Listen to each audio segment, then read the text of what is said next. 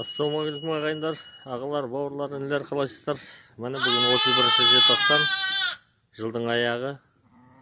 Міне осы бір аптадан бері сақпан басталды. Міне Алланың қалауымен осындай қозылар келіп жатыр. Әбір жетіп отқан жайы бар.